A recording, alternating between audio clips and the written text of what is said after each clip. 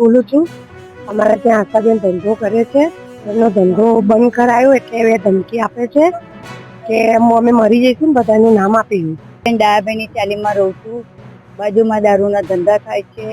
રાત દિવસ બધા દારૂ પીવા આવે છે અને ખોટા ખોટા આરોપ મૂકે છે અને દવા પીવાની ધમકી આપે છે અને બધાને ફસાવાની વાત કરે છે।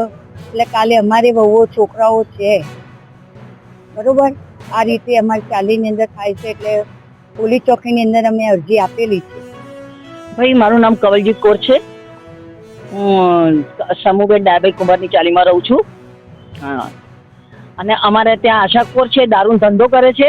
એનો દારૂનો ધંધો બંધ કરાયો છે એટલે બધા ઉપર આડા ટેડા આરોપ મૂકે છે। મારા છોકરાઓ ઉપર બી આરોપ મૂકે છે કે ભાઈ મને આવું કરે છે, મને આવું કરે છે।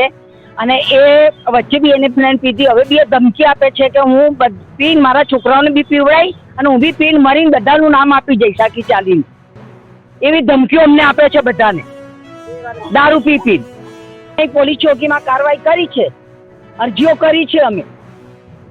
શું એટલે અમારી સુનવાઈ થવી જોઈએ બધી બાજુ છે કે અહીં ના રહેવી જોઈએ, નહીં દારૂ ધંધો ના થાય અને ખોટા ખોટા છોકરાઓને ફસાવાના ધંધા આખી ચાલીને કે ફસાઈશ, હું પીન મરી જઈશ, મારા છોકરાને બી પીવડાવી દઈશ, બાળી કૂટીશ, બળી જઈશ, ફાંસી લઈ લઈશ અને મારા છોકરાઓને બી ને હું બી, અને આ બધા છોકરાને ફસાઈશ નહીં જઈશ કે હું